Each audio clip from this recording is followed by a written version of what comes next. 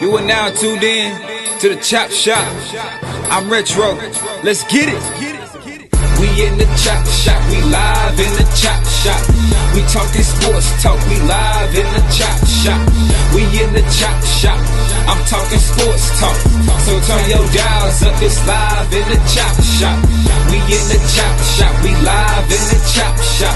We talking sports talk. We live in the Chop Shop. We in the Chop Shop. I'm talking sports talk. So turn your dials up. It's live in the Chop Shop. Yeah, it's lit in the Chop Shop. Turn your dials up in the drop top. They ain't based in debate, but they keep it fact straight. Going 30 for 30. Let's do a first take on Facebook Live from 12 to 2. Rob Hatter and Jim Hicks going back and forth like Carter Ray and Skip Bayless and Stephen Smith. From on the court, off the court, straight to the field. Not a man that steals, but I made it steal. To the octagon where I fight to kill. We go face to face, then you write your will. I don't play tennis, but I bring the racket. I'm on the floor, I attack the basket. Put you in the casket when I'm overlapping. Never showing mercy, cause I'm always snapping. Never showing mercy when I'm in the arena. Step into the ring, you see me as I beat him. Step into the court, I'm never backing down. Killing competition, I'm smacking down. Let me get back to the other stuff at the Chop Shop, cause they cutting up. It's Retro coming to you live to the Chop Shop. Now let's turn it up.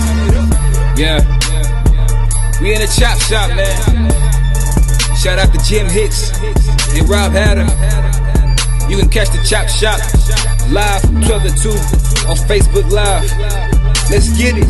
We in the Chop Shop. We live in the Chop Shop. We talking sports talk. We live in the Chop Shop.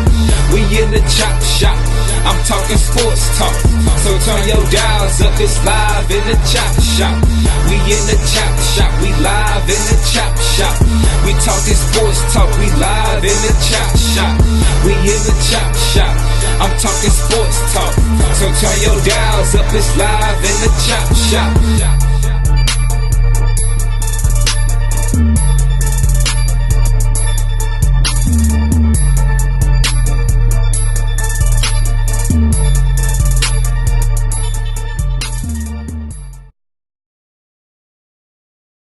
Here we go. H-Town, what's up? You know what time it is. It's time for the best 120 minutes of your day.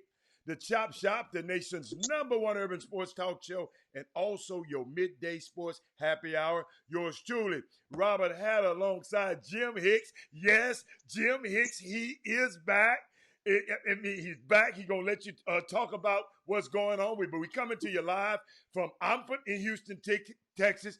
Jimmy in parts unknown. I don't know where he is. I'm going to let him tell you that. But, we're broadcasting all over the world, just bringing you, cultural, what you said, Jimmy, cultural, sports, and all kind of things, man. Jimmy, we missed you yesterday. Our heart go out for you and your family, for you and Sandra. But, man, without further ado, I'm going to let you, talk so I can fix your face on the screen. What's up, man? Man, what's going on, guys? Hey, I'm down. I'm deep down in the valley. It reminds me of old Dolomite song, way down in the valley deep. Way down in the, and he said the jungle deep. I'm gonna say way down in the valley deep. Okay. The lion stepped on the signified monkey's feet. Whoa. And I'll let you guys take it from there. But anyway, definitely I'm gonna dedicate this show to Arturo Menchaca.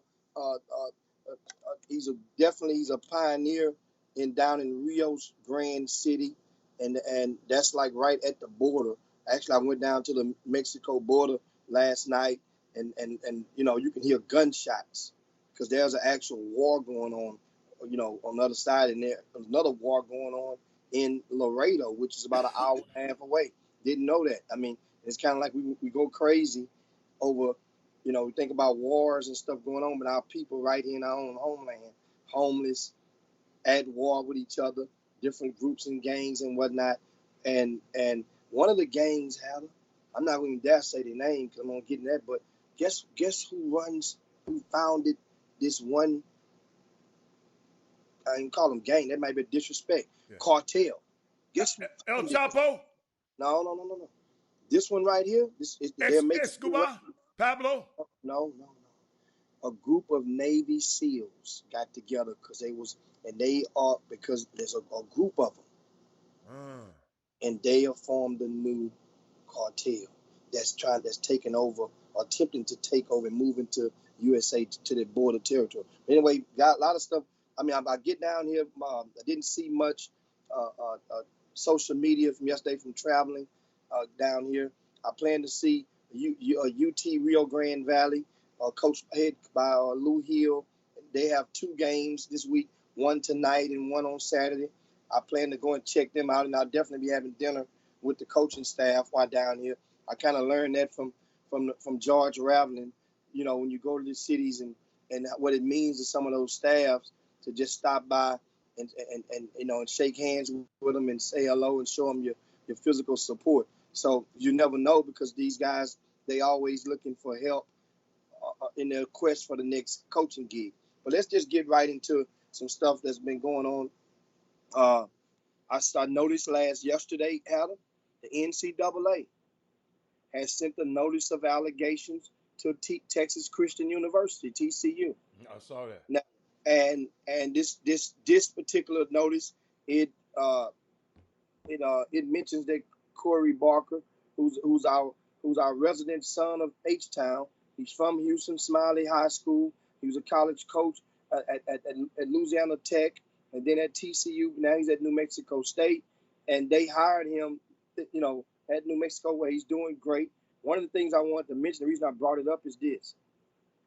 A lot of people may get upset about the amount of black basketball coaches, the assistant coaches in specific, who've been, how would you say, indicted, convicted, accused, and slandered and smeared as a result of the NCAA, a Fed case that took place a couple of years ago. Corey Barker was not indicted. Corey Barker, yes, he did resign from TCU, but he got hired at New Mexico State. Here's my point. If Corey Barker was a lot of other people out there, he would have sang like a canary and gave people up. That's what it normally takes for somebody to be willing to get on the stand or go on the record and give up who else knew. Give up the person to help the government make their case. So for that part, and not just Corey Barker, a few of the other guys, Lamont Smith, right? Mm-hmm. And Book Richardson could have easily told the government, you know what, I take this deal to not even do no jail time. I take this deal to not even get totally exonerated, get immunity, and I give up my boss, or I give up the bag man. Understand now. So a lot of these guys look and say, man, shake your head, only $6,000, which remember now, that one of the reasons that Corey Barker got hired at New Mexico State is because of the fact that during one of the trials, what's the young fella name out of Michigan, who got convicted twice? The young fellow who's in the common denominator for all of this stuff. Man, I forgot that kid so bad. Quick, man, my bad. He got on the stand and said that Corey Barker had repaid the money. Yeah. You see? I'm gonna think of his name in a minute. And Christian Dawkins, that's his name. Christian Dawkins. See, I don't know him. That's why I don't. Yeah. I'm just saying. Remember, that was key because that was documented during the trial. Yes, it's right. He said that Corey Barker paid back the $6,000 without harm. In other words, he just switched it back from his hands back to him because that's the way it was supposed to be anyway. Yeah. Yeah. So I'm looking and I think about it and you say, well, man, how this dude loses to understand something? Corey Barker could have decided to take a whole nother route. He didn't. He took the route that he knew that would enable him. He took a gamble on himself to say, you know what? I'm not going to give nobody up. I made an error in judgment, right? And I had to pay for it. Think about it. He's making a lot less money at New Mexico State than he was at TCU. And on top of that, a lot of people didn't want to touch him and still probably don't want to touch him. But guess what? He's a great recruiter. He has a lot of good connections. Yes. And a lot of people looking at it and see how good Kendrick Davis is doing at SMU and at NFC. Think about it. This Kendrick Davis, in limited minutes at TCU last year, he was doing well. Right. In limited minutes. He wasn't starting, but he was finishing. Yeah. He only started like 1 or 2 games for TCU last year. So this the thing. This kid Corey Barker is in a perfect situation because the school like New Mexico State, they are one of the very few Division I schools in the country who can take prop 48s.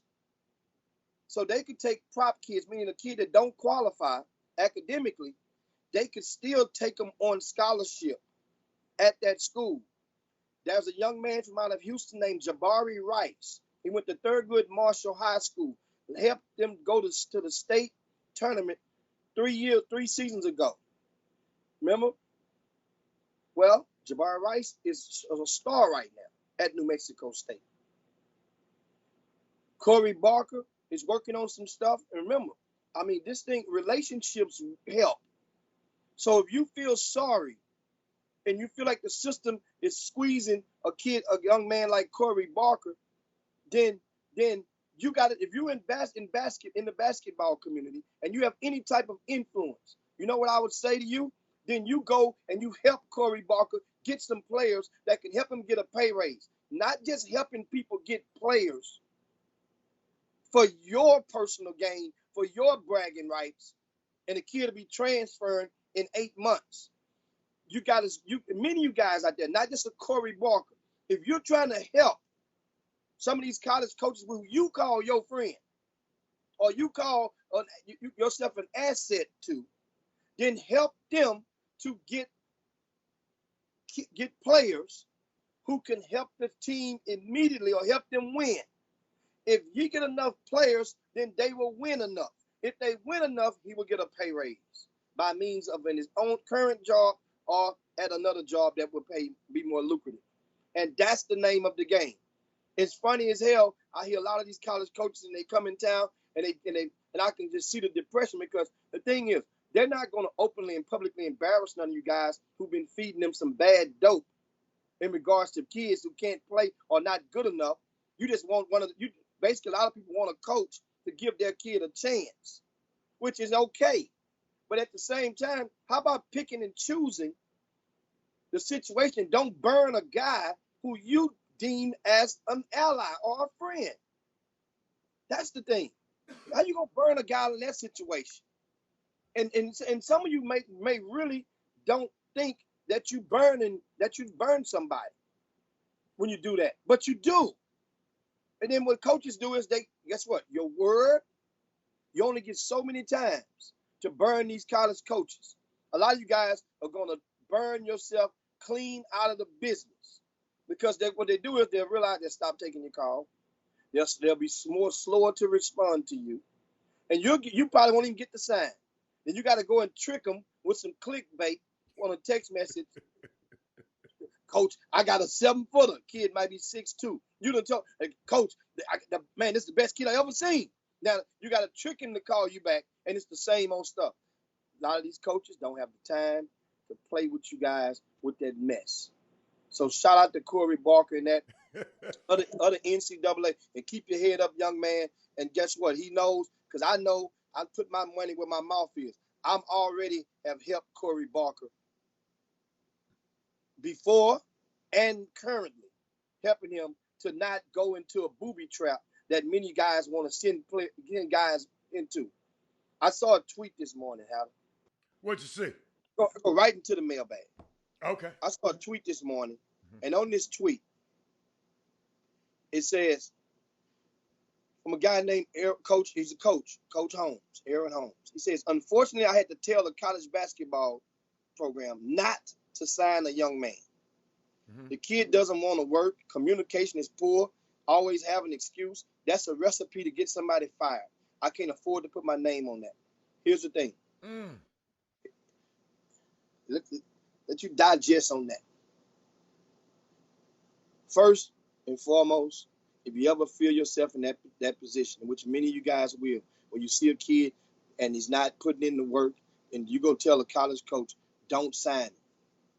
I'm going to tell you why that's a big-ass mistake. Right. A huge mistake. First of all, it ain't your decision to make. There you go. There you go. The hell some of you guys think you is. See, that's where the problem comes in. And a lot of people can't get out their own damn way. Who the hell do some of you guys think you are? And some of you parents are allowing it to happen. I'm going to give you guys the solutions to some of this stuff today. And think about it. This is a coach. And he's sitting there saying, I had to tell a college coach, don't sign him because he won't work. He's lazy. He communicates poorly.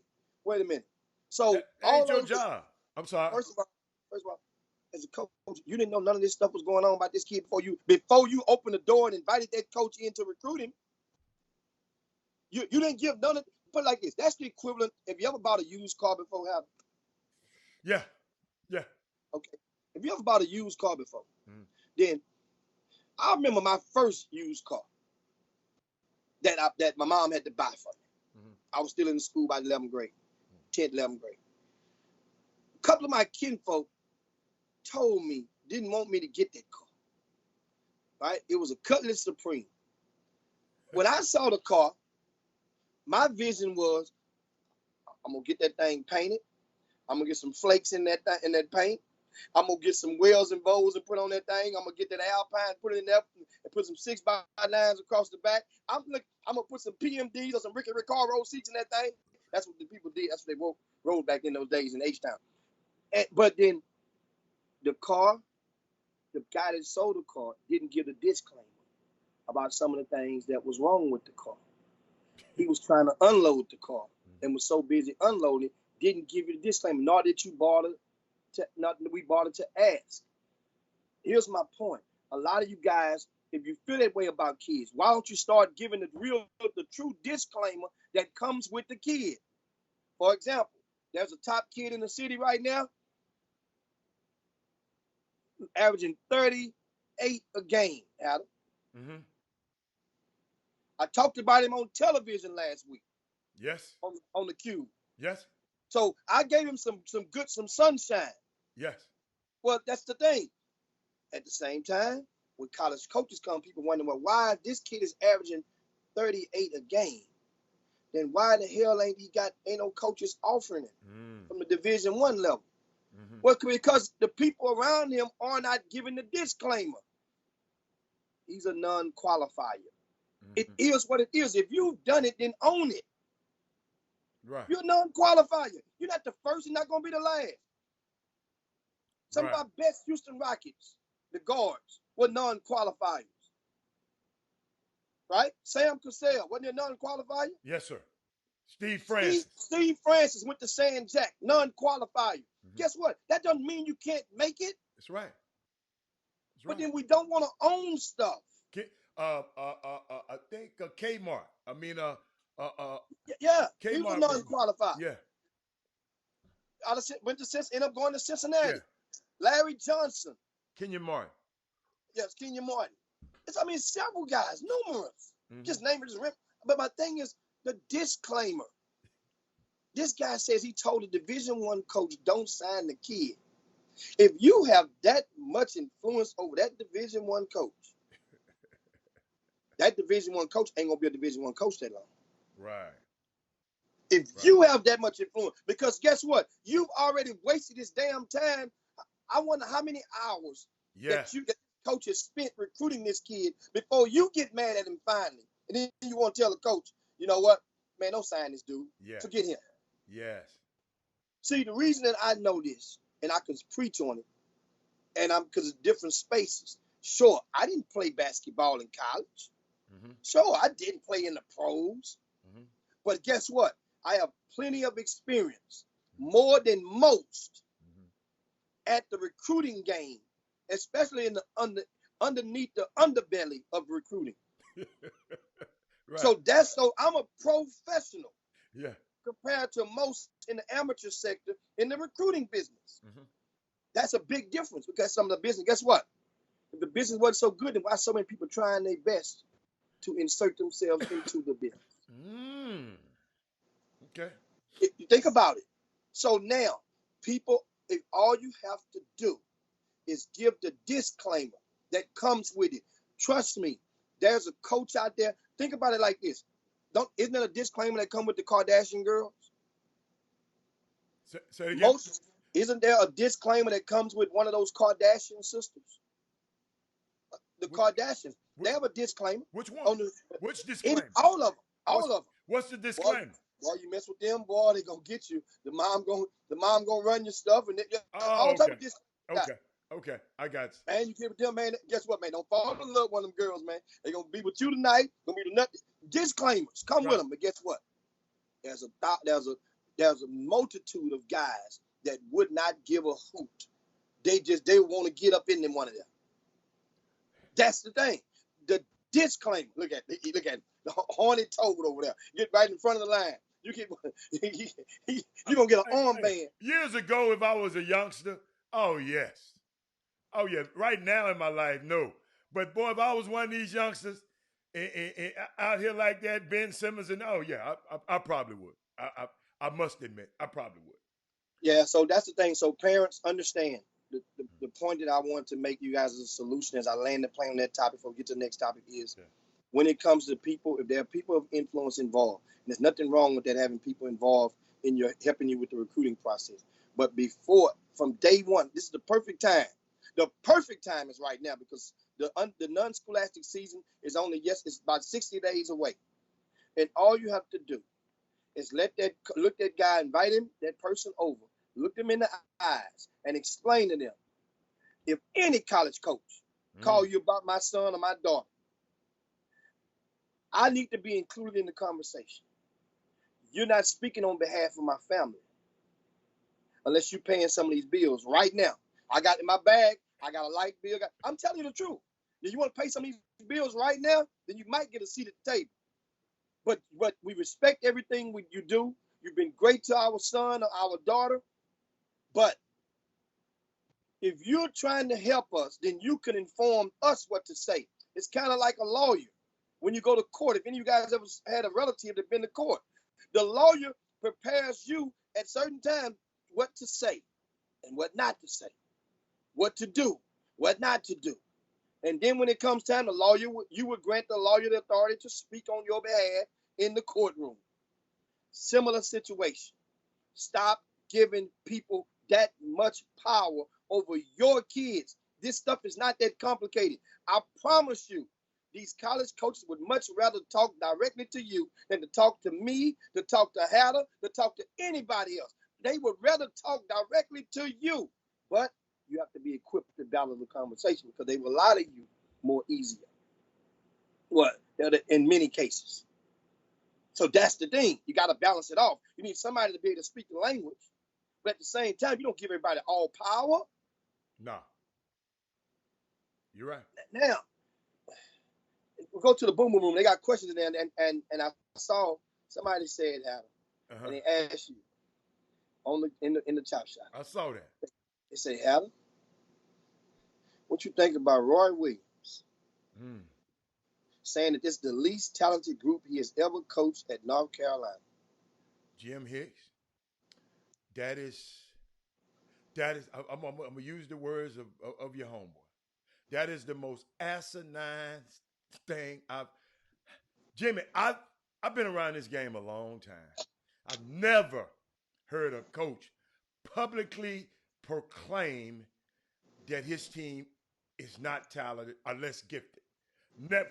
Calipari, we get on him and talk about him. He always take the brunt. He said, I got to coach better. Now, he might cuss them kids out in private, but he take the bullet for this kid. Roy Williams over the years, you got to realize Roy Williams happened to recruit a guy and land a guy named John Henson, who I happen to be close with, right? John got no better at North Carolina. I'm finna repeat that, y'all. John Henson almost got worse at North Carolina. Roy Williams and Steve Williams, bless their little heart, Steve Robinson. Steve Robinson, they don't have nobody. I used to go up there and stay up there and watch the practices. I'm not a guy who just sit back and say, well, I used to say, John, we got to practice again. We got to get some more work in because that wasn't enough. And now he's not getting those talented players like he used to get. And now, Jimmy, you got the coach, and now his coaching it's coming into question. You never say that, coaches. You never throw the kids under the bus. This the most, and you know what? And I wanted to, but I know it's sensitive. Jimmy, I came this close to calling Kenny Smith because Kenny Smith's son is on that team. Kenny Smith's son was a walk-on, paid his way, and Roy gave him a scholarship for this year. When the young man, Greg Anthony's son, Cole Anthony, went down, Kenny Smith's son had to play. Kenny Smith's son is not, he's just a good little player. And Jimmy, now this man got to coach these guys. I just never heard it before. I'm sorry, I've never heard that before. What you think about it? I mean, basically, you as a college coach, this is not dealing cards. It's not a game of tunk or spades. The hand is not dealt to you. You get to actually pick the cards that you want based on the ones that are available to play with. As a college coach, you get to pick of the litter. You are what they call a blue blood at North Carolina. Nobody's going to feel sorry for University of North Carolina based on, especially after what's transpired over the last 4 or 5 years with the scandal over the African American Studies class where basically the whole school got exonerated and got a slap on the wrist because of that. Nobody's feeling sorry for North Carolina. Understand something. Players get hurt. Players get injured. Yeah. It happens. It's happening. It happens on all levels. They have the top guard in the country in that program. Mm-hmm. That's Cole Anthony. Mm-hmm. Cole Anthony started this season and had done them up. Really and truly, Cole Anthony is in a situation you can kind of relate it to what's happened with the young man at Wiseman at Memphis, meaning that you've played enough. Does Cole Anthony really need to play another game, another minute of college basketball? Point has been proven with him. He's a lottery pick. If he comes out and don't play anymore, who's going to take him? Understand, his daddy is a member of the media. That has a little more weight as well because his daddy is privy to conversations and comments. He's in a different room than most parents. Let's just take it like that. You're in the hotel, he on the concierge floor. Greg Anthony. Mm-hmm. I'm serious. So Cole Anthony is hurt. North Carolina. It ain't just North Carolina. You look at a lot of the schools, guys, and it's no secret how many what you call upsets. We mentioned the other day, Baylor is number 4 in the country. Baylor has only one player that was ranked in the top 75 when they were coming out of in their senior year of high school. Only one player on that team that was in the top 75 in the country. One. That means Baylor, if you're top 75, you're a 4-star. So they got one 4-star in a team full of 3 stars and 2-star and below. You see, San Diego State is in the top 10 in the country. Butler is in the top 10 in the country. How many 5-stars do you think is on Butler team? How many 5-stars do you think is on San Diego State team? Guess what? It's a different dynamic now because a lot of the guys that we see, and even for you guys that are nominal fans or nominal spectators of the game, admirers of the sport, a lot of these kids didn't have access to a lot of these other kids in the non-scholastic season. A lot of these kids didn't have access to some of these guys during the scholastic season. In yesteryear, now, the reason I say that now, if you play on a good high school team, there are powers that be that will go and schedule your team to play and invite your team to come to a holiday tournament or a holiday showcase, and you would play against another team that has a kid who's deemed pretty well, and they would get a chance to show down under the bright lights. That's always took place, but now the games are being streamed live. Games are being televised. They are playing in atmospheres in different parts of the country that they normally didn't have this stuff in. Think about what's going on now. And Jimmy, that was a great analogy. You know, I talked about this the other day. I don't know what day. You remember I mentioned, I said, I think the roster turnover is starting to create a volatility and it's catching up to the game. You know, and ladies and gentlemen, you need one of two things to be good in college basketball. You need continuity. Those teams you just mentioned, Baylor and them got continuity. They got players coming back into their program and playing. They're not leaving. They're not trying. They're not going to pro. They got not doing that. Or you need talent, like Duke. They just reload with talent every year. Kentucky, they don't have to have continuity because they just fill the role with these top players that they come in with. You know, and with all the grad transfers and all our young great players leaving the game, the R.J. Hampton don't even make it over here. LaMelo Ball ain't gonna make it over here. To the game. I think that we're starting to see this rosters, the way these rosters are. That's why the turmoil. That's why the rich, like the North Carolina University of North Carolina, they not getting these guys no more. And guess what? They're not coaching the guys that they got and retaining. Evidently, those guys are not being developed properly. So it's just a new day in college basketball, man. It's just a new day.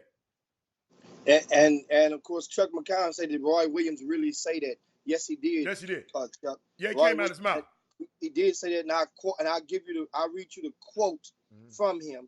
And he doubled down. They went back and asked him. He said it before the Pitt game. Said after they lost to Georgia Tech, right? And remember, this same Georgia Tech team had lost to somebody, I think one of the HBCUs or somebody recently. Josh Pastner beat North Carolina. That may get Josh Pastner that one win. And Jimmy, what about the key word he said, Jimmy? Gifted. He didn't say talented. He said at least gifted. Yes. Gifted. At least, what did you get out of that? What does that mean to you? I'm going to finish your comment, and I'm finna look at. Well, let me give you the quote. Okay. I'll give you the quote. Mm-hmm. And on Monday, he said this was the least gifted team. And then, so they asked him about it.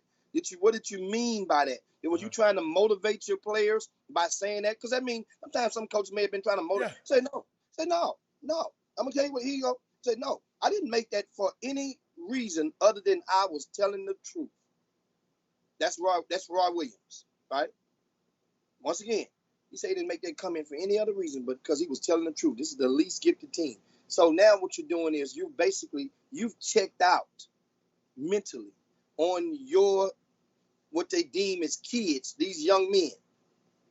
How do you expect them to do the Humpty Dumpty and put themselves back together again in order to rally you? And Jimmy, I looked up gifted, right? So you got to understand, I love words. He didn't say talented. He said gifted. But I looked up gifted. It's an adjective. He said having exceptional talent or natural ability. So he's saying his players don't have exceptional talent or natural ability. So why in the hell you drafted? Why did you get them? Why did you get them guys to come? Why did you get them guys to come to North Carolina then? North Carolina's a blue blood. Just 3 or 4 years ago, Jimmy, they played against Villanova here at the Final Four. I went by the hotel. They were staying I ain't gonna tell you where they're staying at. But yeah, Jimmy, it's I don't know. And Trey Phillips said, why did he recruit him? No. But remember now, that's when here's the time now. Here's the time. The time that we are in now is more easier to get tricked. It's more easier to trick the rankings. It's more easier to get tricked. And it happens. What happens, here's the thing, and it happened in Houston. Whoa. So you saying Roy getting tricked? Jimmy, why? Here's why I say that. A couple of years ago, remember, it was, matter of fact, we could take the class that just graduated, 2019, out of Houston. right? Okay. And I had this conversation. I had to battle this conversation, and only time. See, one thing about time, time is going to supply you with an adequate verdict when it comes to if a player is good enough, if he's going to the right school, if a guy slept on him, if he was ranked too low, if he was ranked too high. Time will tell. Remember that. Now, in this situation, last year in 2019 in Greater Houston, we had 3 players, right, that had signed with Power 5 conferences. Montavious Murphy from Kansas State, Xavier Wheeler of Georgia, Donovan Stretch Williams went to University of Texas. Well, what happens is in a regular class, people look at number 4, number 5, number 6. Think about it. Number 6 in the class was Jamar Reedus. Guess what he signed with? TSU. Texas Southern. Yeah. So on paper, people from TSU saying we got a kid that's basically essentially a top 5 kid in the state. I mean, in the city. Right? Okay. So normally a top 5 kid in the city like Greater Houston is supposed to carry enough punch in their mentality that can walk into the SWAC. Gotcha. And start or finish the games. Our player of the year, our meaning the city of Houston, right? The Guy V. Lewis player of the year in the 2019. That means the kid who played the best and outperformed. I don't mean he was the best. He had a great season. He had a better season. According to the panel. Okay. Was Kyrie McDaniel. Right. You see? So Kyrie McDaniel, so you would say, well, damn, think about some of the players who won this award, guys. The players who won this award in past years, the Guy V. Lewis Award, right? Yeah. And I think, okay, Rasheed Suleiman won the first one. Killer. Right? Yeah. Think about these. Think about their status. And think, their college career. Yeah. Right? He was a McDonald's All-American. Yes. The next year was Aaron Harrison, McDonald's All-American. Kentucky. Justice Winslow was the next one. McDonald's All-American. Right? Then I think in 2015 was Galen Robinson. He wasn't a McDonald's All-American. Yeah, but 4-year starter. He proved and set a couple of records at University of Houston. Right. While he's now with the San Antonio Spurs in the G League. Right. He was the 2015 Guy V. Lewis Player of the Year. Okay. Who come after him? De'Aaron Fox. Oh, that's not even. That's we can right? go forward. Yes. Yeah. So understand. I got you. And I'm telling you where I'm going. Nigel Hawkins came after him because Nigel Hawkins led Cy Falls to the state championship, had a magical season. Quentin Grimes was after him, and then last year I mentioned it was Kyrie McDaniel. Right. Here's my point. When you win a status, it's like being a McDonald's All-American. When you get that anointed and validated as that label is applied to you, expectations increase. However, every number 1 player, just because you're number 1, doesn't mean it's equated as the same talent level or the same degree of gifted as the guy before. Right. Quentin Grimes was number 1. But Jimmy, is that trick in the game? That you said it's a trick. I just think people got to take a deeper look into that player and that class that year instead of being. But you got to take. You got to do your. Say it again. So what are you going to do? That's the thing, Adam. If it's a class, you got to sign somebody out the class. You're right. You know what? A wise man told me that.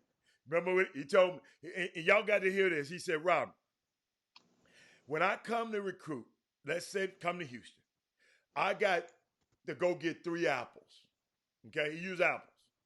He said, some years them apples might look like Justin Winslow, De'Aaron Fox. Them apples might look like the Aaron Harrison. Some year the apple, I still got to have 3 apples anyway. So when I go back into Houston, now these apples look like Kyrie McDaniel or a guy like that. And so that's what you're saying. But if I was a coach, do I have to recruit in Houston that year? I'd go somewhere else with some big apples. But it's the country. So the country, the apples of the okay. apple. I got you. It's the country. I got you. So that means if it's a down year, you got to sign somebody. I got you. And then guess what? Guess who those guys are going to be playing against? Those good apples. The big apples. Good point. And the good red ones from the year before that. Great. And in some cases, two Yeah, more, I got 4 you. years ahead of that. I like that. So That's great. the thing. And people, I got to get you guys to understand that it ain't. I'm trying to put it where the goats can get it. Think about it like this. In 2016, our top 2 players was De'Aaron Fox and Carson Edwards. So if you was number 2 in the city, based on that, number 1, number 2, those guys there are still in the NBA right now. Yeah. Our number top two players, right, last year, right, Okay. was Montavious Murphy, Xavier Wheeler. Okay. Right? You want to compare them to? Go the year before that. I remember you got De'Aaron Fox and Carson Edwards in his hand. Number 1 and number 2 the year before that was Kendrick Davis and Quentin Grimes. You see, it's not the same. It's not the same. It's not the But same. guess what? That guy, those 2 guys can say I was number 2 in the city. I should have been number 1. Right. It don't matter. You the top 2 players in the city. Yes. It don't. So you guys have to do better at understanding what is called a down year. Okay. Or a down level of talent. Yeah. Or this is not. Or guess what? Down for Houston ain't bad. We still one of the hottest cities in the country. It's just not a blue chip class. Is that what you call it? Sometimes you don't have blue chips all the time. And you want them, and it's not there. Yeah. Okay. It's nothing. Guess what? Nothing bad about the other kids. You know, nothing. No slight on Quentin Grimes and Kendrick Davis, but they're not De'Aaron Fox and Carson Edwards. So that's something to think about. Something And to so think now we're going to move on to another topic. Of course, Right. they ask you again, Hannah, what do you think about the head coach of the Chicago Bulls? I mean, the Cavs, right? Yeah. John Beilein. Jim Beilein. I mean, John Beilein. What is his name? John. Jim is John. You're right. John. Right. Uh-huh. He's saying remember during the presser, he used the word when talking about his players. He called them. No, Jimmy. Not in the presser. It wasn't in the press conference. It was in the confines. They had a meeting. They had a film session. Okay. It was a film session, so it wasn't a presser. It wasn't in the film session. It was in their, and he called them at the hotel, and he said they was playing like y'all playing better now. Y'all playing like some thugs, but he said y'all were playing like thugs. But he said he was meant to say y'all was sluggish, play like slugs. You know, I mean that's a play on word. That's why I wasn't too upset with it because Kevin Love and Zeddy Opsman was in that meeting too. So you know, Jimmy, I'm not too mad about that. Just me personally. Because some of them need some thug in them. The way they been getting their head whooped, some of them, they need some thug in them. You follow me? They just, Jimmy, the Cavaliers show up, everybody said, career high night tonight. So, well, did you see that the head coach went and called several of those players in the middle of the night to try to plant his narrative? Hey, I was trying to say slugs to get them. So they went. Understand how would those conversations make its way back into the mainstream media? Unless what had to happen? That means some of those guys, one or more, went and told their plug or their source about the private phone call from their head coach in the middle of the night. See, here's the thing you got to look at. You got to pull back the map. The fabric of the team, that team is lost.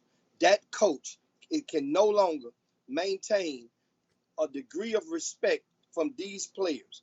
He lost it after the Kevin Love situation last week.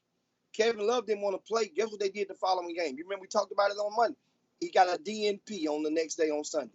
They called it rest. Do they fire him? No, but why? They need to. He needs to be gone. Let me tell you why. If Kevin Love didn't play for rest, you could have easily put the tag on him and say suspended. One game. Same thing. Why not make a stand? But Jimmy, that goes on Kobe Altman. Kobe Altman is the GM. Well, guess what? He should have been gone. He lied and tried to and basically allowed two of your most coveted players to go at each other, and you had a chance to throw hot cold water on the situation, like LeBron and Kyrie Irving 3 years ago. He had a chance to do that for 2 years ago. No, he wasn't the GM. David Griffin was the GM then. David Griffin was that's right. David Griffin was GM. Yeah. Comey is the new kid. Yeah. The new young black kid from Columbia. Right. Yeah. It's all good. Right. But no, it's I'm not too mad about it, Jimmy. I'm serious, man. Jim Beeline is John Beeline is an old man, and he didn't say the N word or nothing like that, Jimmy. He just said thug, man. And he said that y'all playing like y'all not playing like thugs anymore. In other words, y'all play. Then he came back and said y'all not playing like slugs. And then guess what? And guess what he said, Jimmy? This was the key. He said he didn't realize he said it.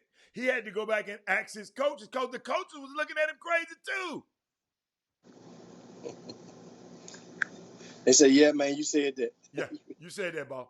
Yeah, you said that. Dude, he's a little out of touch, man. I don't know what the hell was wrong with what's that that owner up there? And I forgot his name. Since LeBron ain't there no more. Dan Gilbert. Mr. Detroit. Yeah, Dan Gilbert. Claude Thomas said thug is cold. So, okay, so Kevin Love's a thug, Claude. Zeddy Osman, a thug. He got a couple of more white guys on it. He was talking to the whole team, Claude. So, I don't know if that thug is cold. I don't know, Claude. I'm sorry on that one. Jimmy, I don't know. Thug. I mean, I don't know him to know certain people. You've known the certain people, and they say Jimmy, it like white and black players were in there, Jimmy. So yeah, I don't. Thug is cold coming out of the mouth of some people. I don't know that coach and never been around him to even get that to even be able to adequately judge that in no form or fashion. That's all I'm saying. So I don't know him. So he was just talking about the black player. He probably was just talking about the black player. If this president of the United States used that word in a sentence in a similar fashion, then guess what? You know that's cold. Right. Because you've been around him or heard him speak enough, so you can know. So that's all. That's what I'm getting at. Now, I had going in the mailbag out. You got some more? Let me go in my mailbag. Got some more. Okay. Got some more. This situation, I don't know. I know you talked about it twice this week. Okay. But no, sometimes we've all have the capacity. We can talk about something and share a thought on something, then we go back and read something else, and we understand another different point of view. Of course. And then it would help morph our initial opinion into something else. Right now, this thing about I watched the statement and the commentary from Bomani Jones on ESPN. I got it queued up if you want to hear it. And I need to share that with you guys. Right? Bomani Jones. Right? Uh-huh. And not asking for them to be introspective. I'm asking for them to stop. Even if you can't figure out why it is that you are that way, you have demonstrated that this is the way that you are. Why don't you change something? Because they don't think they're going to go talk to these other guys and find anybody that they think is worth hiring. Like, I am at a point now in discussing this where everything we do to try to soften this has to stop. So it's just like, oh, it's an unconscious or a conscious bias. It don't matter which one it is, because we've been telling you for decade after decade that this is what you're doing, and none of them really want to make any measure of change in spite of being told over and over and over again, this is what we're doing. We're not going to get to the bottom of solving this or any other issue that matters with race as long as we keep centering the feelings of white people when we talk about this. And if we keep talking about this in a way where we're just trying not to hurt people's feelings, then nothing is ever going to get done, because the only way to fix this is to hurt people's feelings. So what we got to do, like as a media, for example, we got to start shaming these clowns, man. Because whenever this comes up, somebody called me, they want to do an interview, and they ask me, well, what do you think we can do to change it? What the hell you mean we, right? What do you think we can do, or what do you think is going to happen? Are these guys just going, we just have to keep waiting on them? Why are we waiting? We got power to push them, except people don't like hurting white people's feelings. Wow. People afraid of hurting white folk feeling. Wow. Now, let that soak in. That's Bomani Jones. Bomani is from Houston. Yeah. And a lot of people didn't know. I mean, he's on ESPN and you know, he's on a different, I guess, show. It comes on at like 3 or I think at 12 noon. High noon. Yeah. That's And the name of the show. but guess what? I reached out to Bomani. I said, man, great job, because you know why? He's on a platform that has cracked the whip on several people of color and not of color in the past 5 years about their commentary, you know, against the establishment. And the NFL is considered the establishment in the eyes of the sporting ranks. Bomani Jones went there. I'm quite sure that somebody called him into a meeting within the past 12 to 24 hours. Adam, do you think Bomani Jones was close to the mark or way off the mark? Jimmy, the man hit a bullseye, Jimmy. Jimmy, we like you said, I've hit on this thing. You know, Jimmy, in 2003, when the Rooney Rule was put in place, people need to understand this, Jimmy. Johnny Cochran was threatened to file a lawsuit against the NFL, and it got them shook. And all of a sudden, somebody said, we got to come up with something. I would love to know what they had that they didn't want to turn up in Discovery that made them say okay to this Rooney Rule. And we'll go on and do it. It's also important to note that this was brought in as an imposition, this Rooney Rule. At some point, in order for something to change, the guys that run this NFL has to care about what's going on. The reason they should care about what's going on, Jimmy, it's not on some kumbaya level, as Bomani said, but to show the world that they really care about diversity. Y'all not good at finding head coaches.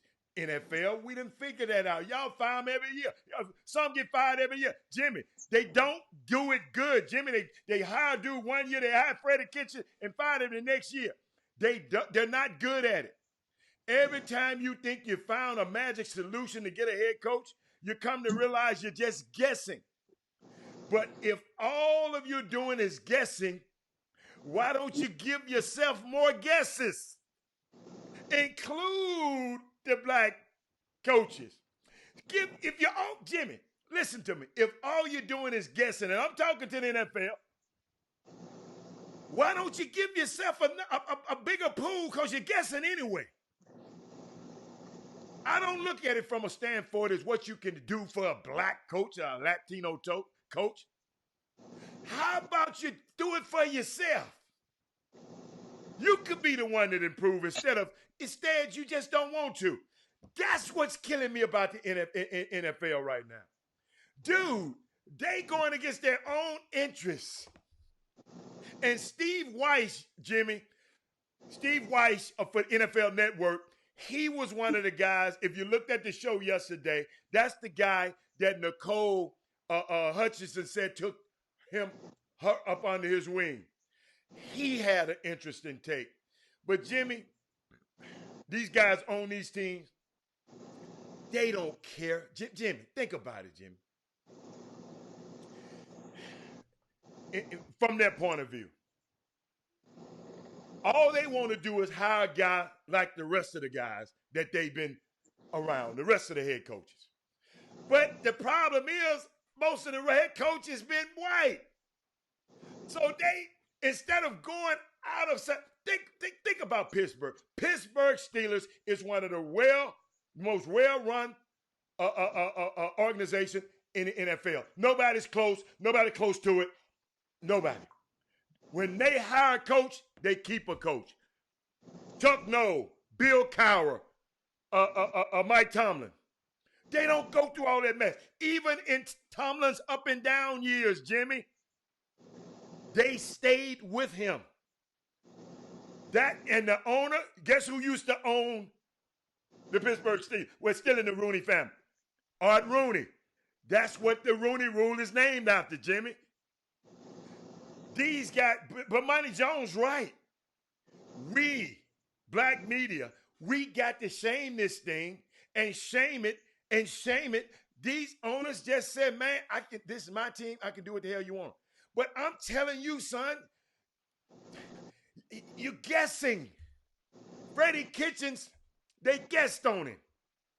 The black coach, Anthony Lynn, not Anthony Lynn, the other guy for Denver, they had him for 1 year, then fired Leslie Frazier. Sorry. 1 year and five. So they're guessing, Jimmy. So all I'm saying is, my thing is, increase your guest pool. Increase your guest pool. One of these young black coaches gonna surprise you, boss man. The next Mike Tomlin is in there. But Jimmy, guess what they don't do, Jimmy? They always make the black coaches the wide receiver coach or the running back coach. Those guys don't get promoted as quickly. Mike McCartney, your Dallas Cowboys, these Dallas Cowboys, let me tell y'all something about y'all Dallas Cowboys. All you Dallas Cowboy fans, Jimmy, I know you don't like them, but all you Dallas Cowboy fans. Mike McCartney just hired all his top guys. Every last one of them is white. Let me repeat that.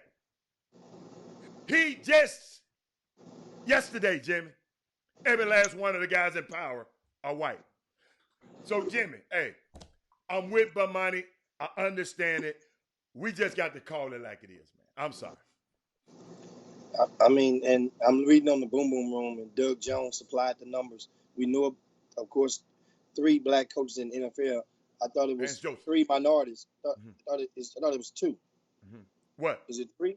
3 what? Black coaches in the NFL right now. It's 3. 3 black and one Ron Rivera.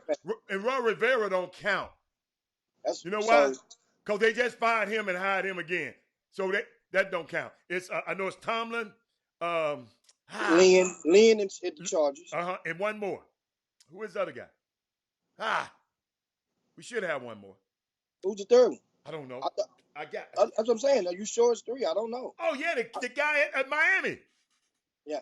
Flores. Yeah, Flores. Yeah. I know it was 4. I know it was 3. Yeah. But Flores count as black? Oh, he black. He black. Might, No. Might be, No. Jimmy, he black. And also Doug mentions that 11 coaches in Division I football at the high level of Division I out of 128 teams, 11. And once again,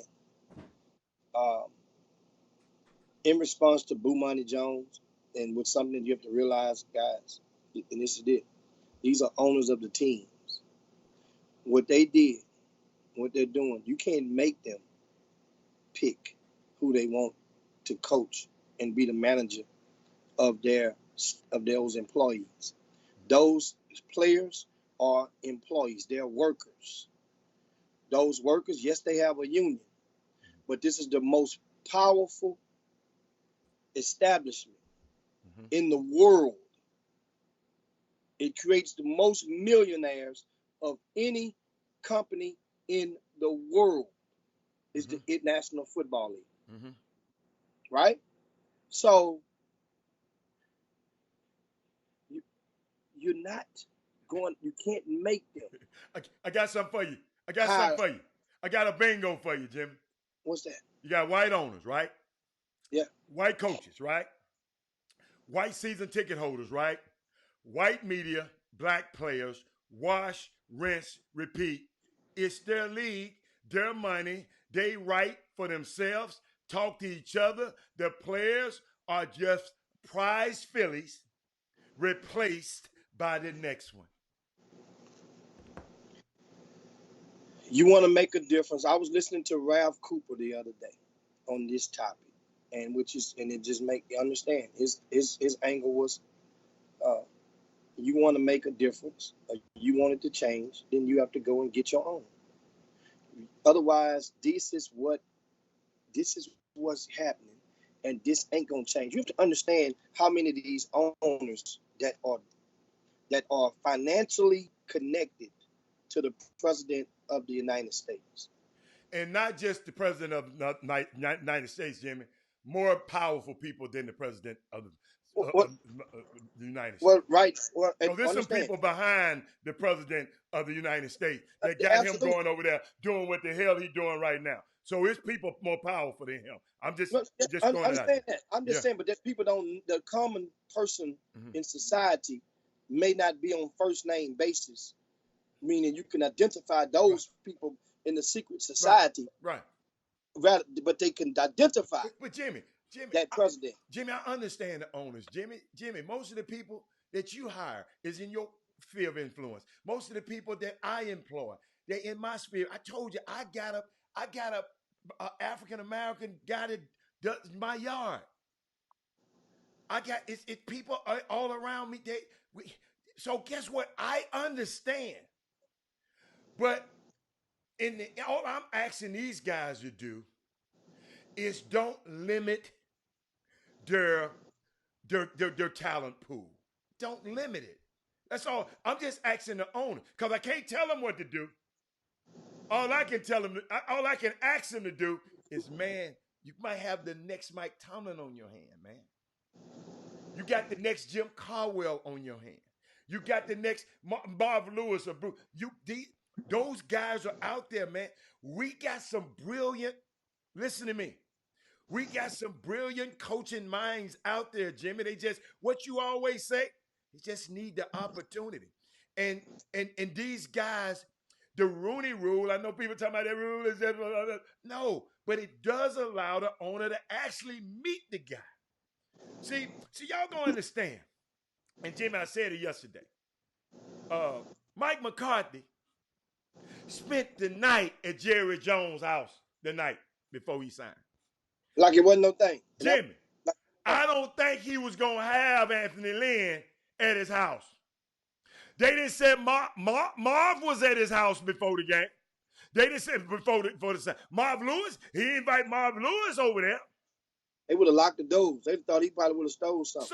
So and like I say, Jimmy, okay, Jimmy, you remember just yesterday, Jimmy, I gave the Boom Boom Room, you wasn't there, you wasn't here. I gave the Boom Boom Room an excerpt from the $40 Million Slave. Now, this book was written in 2006, okay? Jimmy, now let me give you another insert. I'm going to switch, hold up. I'm going to switch up on it, hold up. I'm going to give you another insert of that same thing right behind it. And tell me how prevalent it is today. Okay.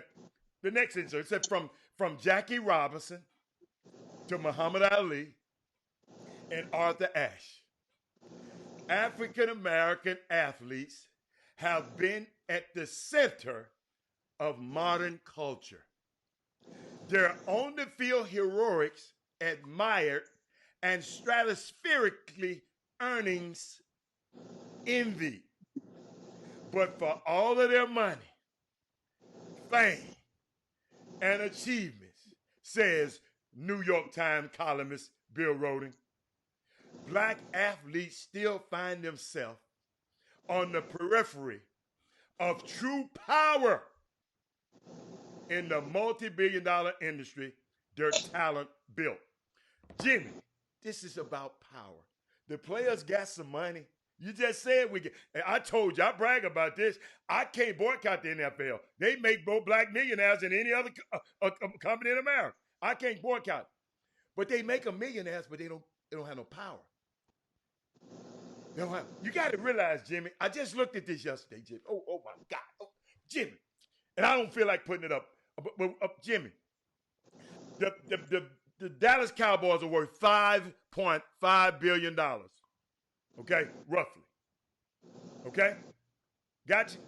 Jimmy, do you know that's close to almost more than the whole wealth of the two richest black people in America, Robert L. Smith and Oprah Winfrey? The Dallas Cowboys cost is more than the two richest black people on the planet in America. Jimmy, power. Jimmy, that's why I keep telling these people they give away their power when they sign. And I know y'all with Lee Steinberg. Jimmy, do you think Lee Steinberg got more in common with one of these football players than he does with Donald Trump? Or he does with Jerry Jones? But Jimmy, these black families, they listening to who? Lee Steinberg. So how and some of these black coaches who whine about, I ain't getting no job. Jimmy, these same guys are represented by guys on the other side. A wise man told me, how you expect, if you know it's been white supremacy in your life, how you expect to have your kids educated by them and they gonna educate they on the other side? Why should they educate your kids properly? Jimmy, it's a vicious cycle. And you said, and we always talk about solutions. All I can tell you, Jimmy, what I would do, let's control the things we can control. Let's control our diamond mines. Let's control our oil fields. Let's control our natural resources. And who is that? Our black athletes, Jimmy. They making more money than our black athletes and entertainers than they ever made before in their life. And we still in the same position. Our natural resources are these guys. Y'all the one in the gym. I saw a kid yesterday go through a full 2-hour practice, and his brother came and said, that practice was for them. Me and you got 2 more hours in this gym. It's a high school player in this city. He in that gym with that kid. So people came in and worked out afterwards. I looked at the gym. We got African Americans in here. We got the Herb Bakers of the world, the Ken Gambles of the world. These guys in this gym developing these talents. The DJ Andersons. I know he worked with Fox and Carson Edwards.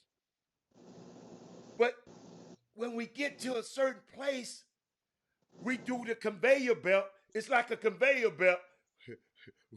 We get it right here, Jimmy. Then it's time for us to pass them off to Massa. We got to stop that, Jimmy. We got to stop that, man. I'm telling you. If we can control, and see, Jimmy, I know y'all be saying, well, we can't control Jerry Jones. But in our community, we can control our athletes, the people around them.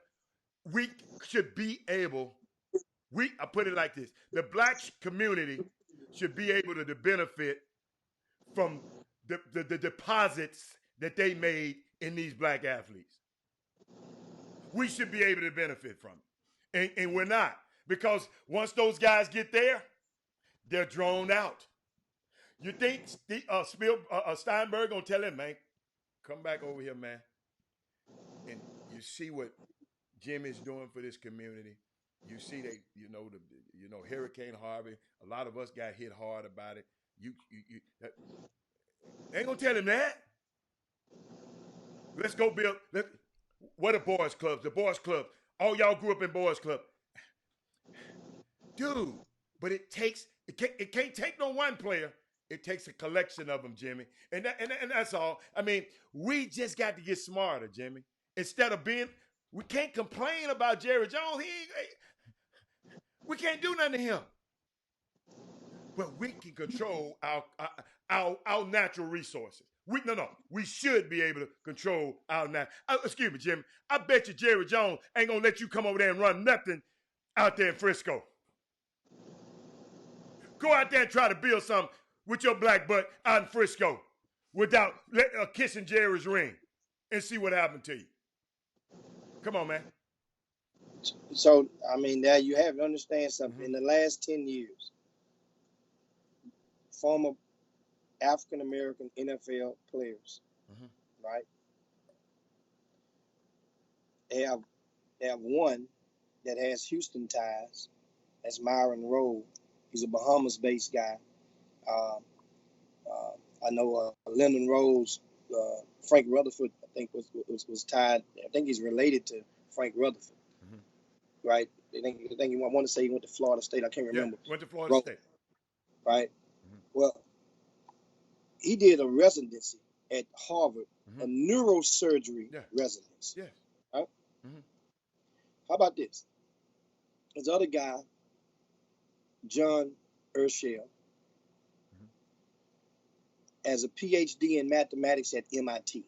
This is in the past 10 years. These are former NFL players, right, who were eligible to be coaches in the NFL. So this one guy, of the 30 NFL teams, none of them deemed him wise enough to offer him a job on their staffs. But he can go, and I mentioned earlier, I'm talking about Coach Rolle, young fella. He's did a neurosurgery. He ain't no coach, Jimmy. He didn't know. He wasn't. No. I say he was eligible. Okay. To become a coach because he was a former player. Yeah. He was eligible to be a coach. But coach, you don't have to coach, but you don't have to be a former player, Jimmy, to be a player. To coach. Oh yeah. But, I'm just, coach, you said eligible. That kind of threw me off.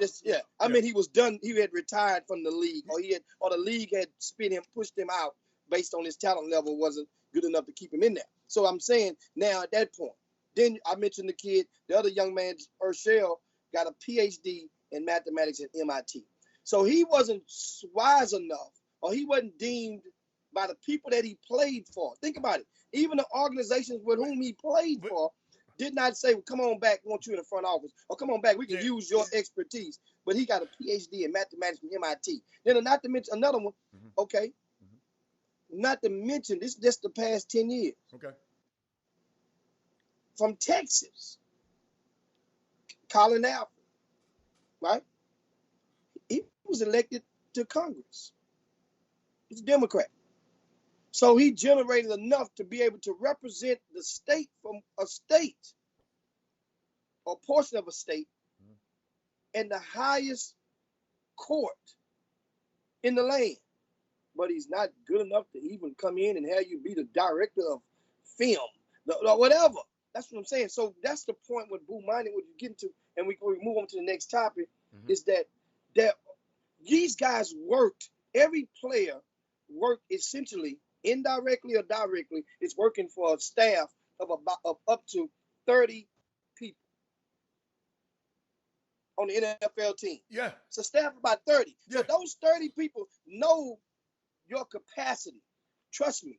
You never coached Richard Sherman, but boy, you could tell that Richard Sherman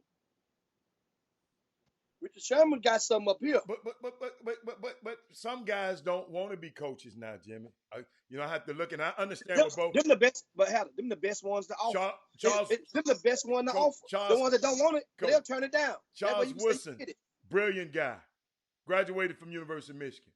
Charles Woodson came on his show and said to you, I don't want to be a coach. I don't want to be a coach. But Jimmy. But guess what happened? Yeah. Jimmy, I ain't worried about the coaching, Jimmy. You see the money they just front gave? office jobs. I just said that. That's what I'm talking about. I ain't talking about coach. I'm talking about they didn't seem him good enough to be the video, to be the creator job title. Do you see the money they just threw this Baylor coach? Do you see the money they just threw at the Baylor head coach? 70 million for 9 years? Yeah. And was proud to give to him. No. They stuck their chest out when they gave it to him. Yes. The New York Giants just hired a coach with zero experience in that position. So that's why people are upset. But Jimmy, Because guys out there, and you look at Lovey, and he get rolled out of there and take the hit. And the next guy come in, and look what he does. Look what they doing there in Chicago. When the last time the Bears made the playoffs? Last year, Jimmy. They won the division. I'm sorry. Hey, Mike Dag is a pretty good coach, Jimmy. They some garbage this year. Yeah, they got injured. See, Jimmy, a lot of this stuff played. But Jimmy, I'm sitting here saying, what? We can't control that. Everything you saying, Jerry Jones. Now, I just told you, Jerry Jones, Mike McCarthy just came in and hired everybody who the hell he wanted to. And not now one of them in power position was black. Jimmy,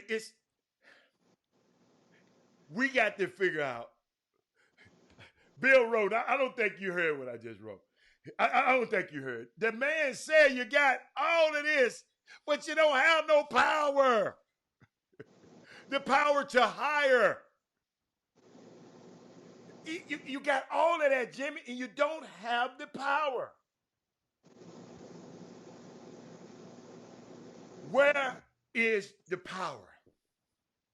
I told the people, you got a power in your choice. Only time you got the power, Jimmy, I said it yesterday so eloquently, you got the power to choose who represents you.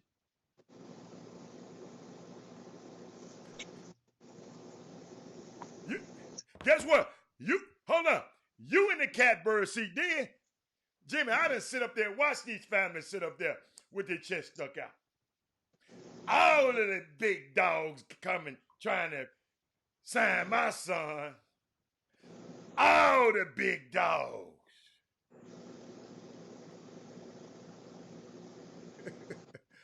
Jimmy.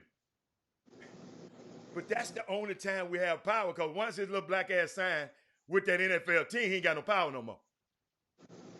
He just one of them. Hoping that Jerry Jones get him a job in the front office or wherever. That's what we got. That's what bothered me, because we don't think past that. We just think, let's think what we got. Let's control the controllables. Unbelievable.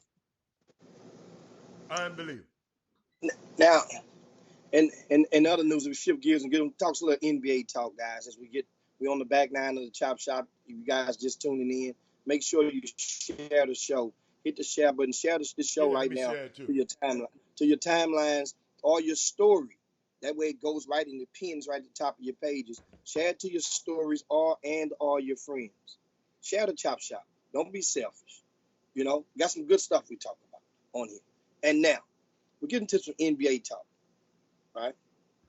So NBA talk as we're going into the weekend. Of course, Russell Westbrook goes home when I say goes home, I mean goes back to his former adopted city of OKC from the Houston Rockets, right?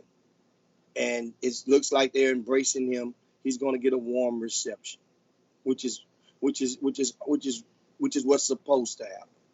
But Adam, I saw something that I didn't even realize, and I'm disturbed. Before we get into that, the Rockets, Draymond Green, Adam, is averaging 3 points over his last 3 games. Is that right? Is that correct, Adam? Can you please look that up? I don't keep up with that, dude. I told you. You notice I haven't mentioned Jimmy. I keep trying to tell y'all. Stephen Curry is not playing. I haven't even paid attention to him. Adam, Stephen Curry ain't got to play. For this has no burden. Stephen Curry play has a burden on whether you win certain games and can beat certain teams or not, and you can add his. No, I'm just telling you, I don't keep up with that clown.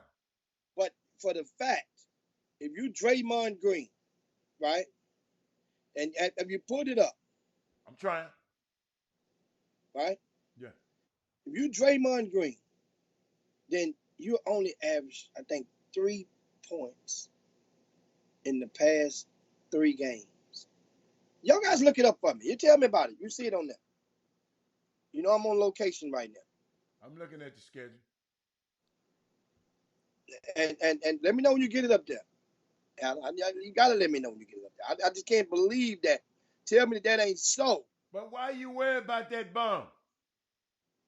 Because this was a guy that just a year ago, 2 years ago, 3 years ago, 4 years ago, that people had anointed as a first ballot, maybe second ballot Hall of Fame, and he deserves to be Hall of Fame. Tell me what you see. I don't see it, Alan. What is he? Last game yesterday. What did he do? He ain't played. How many yesterday. minutes? Oh yeah, he did. He played 34 minutes and had 5 points yesterday. Let's go to the game before that. All right. The game before that. Keep talking. The game before that, against Sacramento, hit the box score. Draymond Green. That game, he didn't play. He didn't play that game, Jim.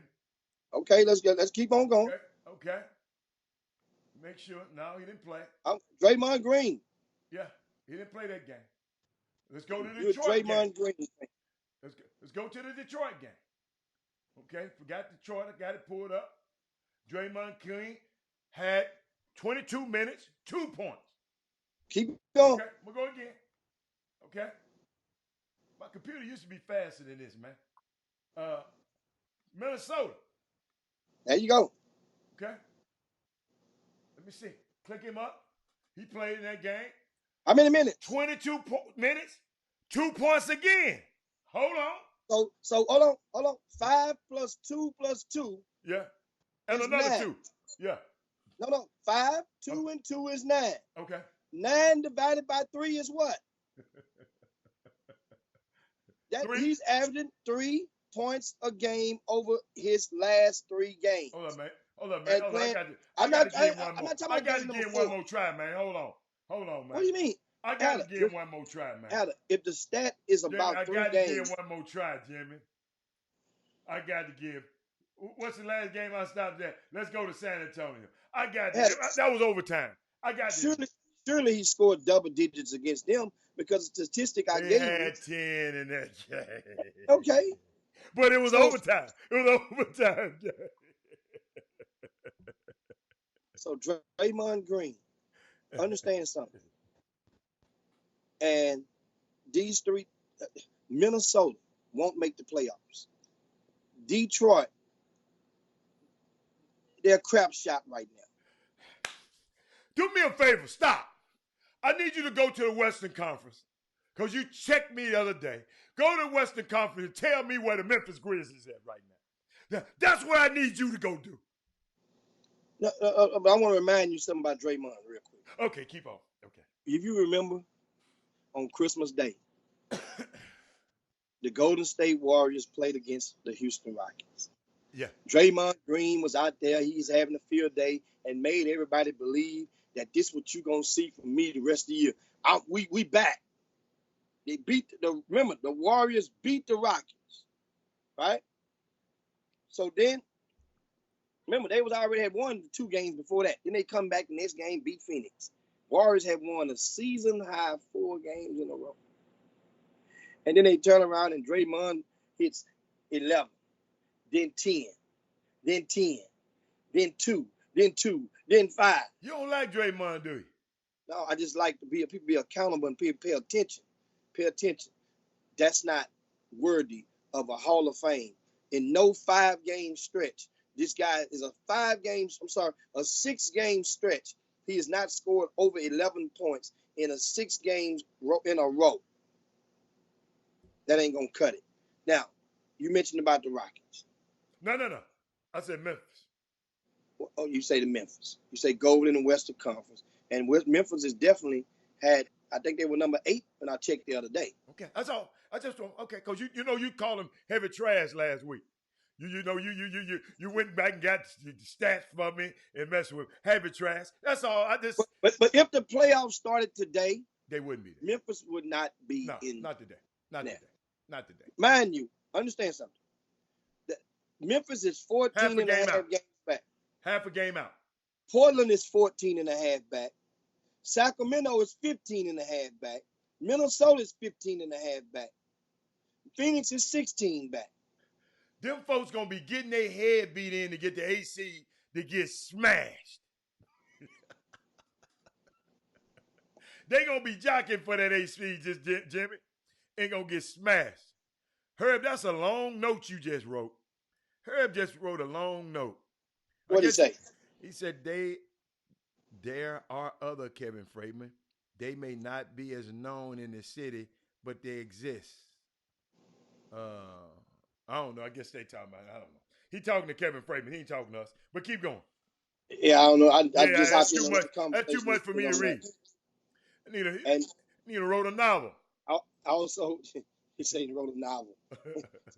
Speaking, of course, of the NBA, and I gave you guys some of the games tonight. Of course, the Rockets. Wait a minute. What you said about my Rockets? No, I'm just looking at this. I'm just looking at something right now. Yeah, watch yourself. Just watch yourself over there. Anyway, I'm back. Rockets and the Thunder, of course, tonight. Chris Paul. You saw he had the 28 points in a big win. I mean, New Jersey Nets, but the way that they were down, Chris Paul scores 20 in fourth quarter in overtime to get another win for OKC. I'm going to tell you like this. If OKC, this game tonight, pay attention to Chris Paul tonight. Because this person... Don't get their head tore off tonight. So you thinking there's no chance for OKC to win this game? Not a chance in his buttocks. So, mind you, the Rockets can go lose to the Pelicans. They can go lose to the Warriors. But you saying that OKC can't beat the Rockets tonight? What my boy Bernie Mac said? Not tonight. Okay. Not tonight. Pay attention to Chris Paul. If Chris Paul can get a W tonight and make an eye-catching performance against his former team, who basically put him out the heavy trash and had helped tried to paint the narrative. And a lot of people that are writers in the media, mainstream that is, went with the narrative that he was washed up. Yes, he's old, but washed up, he's definitely not. He's proving that right now, going against the same guys that he played against last year, some of these same teams. Chris Paul is right on the cusp of having, depending on if OKC can make the playoffs, Chris Paul deserves some MVP votes. He's not going to get MVP, but he deserves some MVP votes if this team makes the playoffs.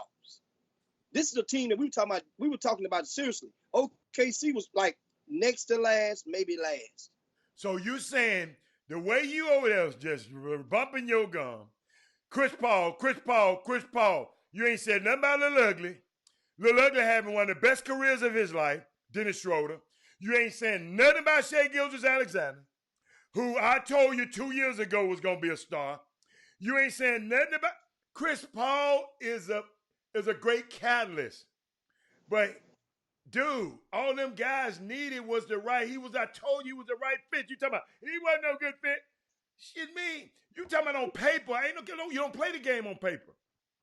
Chris Paul came and found a bunch of young guys that's going to listen to him. James Harden ain't listening to no damn Chris Paul. James Harden got to have the plane stop for him. The Rockets plane don't move unless James Harden said. Do you think he going to listen to Chris?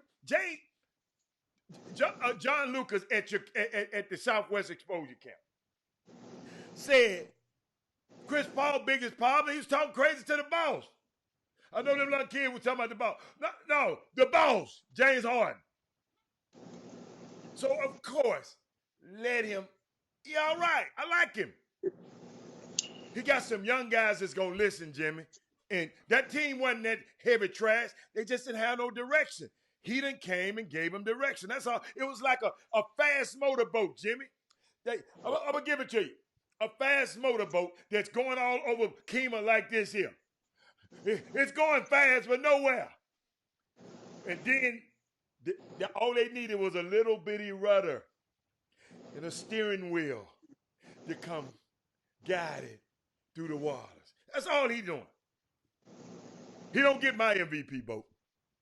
I didn't say get the MVP vote. I say get a vote. I said if I was one. If he takes this team to the playoffs, it's definitely. Think about it. That means they have to keep having success they've had. Yeah, I got. Okay. I mean, that's a great. Chris Paul, awesome take. I respect your take, but 16 points, 6.5 assists, 5 rebounds. Not many guards he in had the that. league. He had that here. That's what he was averaging here. Yeah. But he was talking crazy to the ball. No.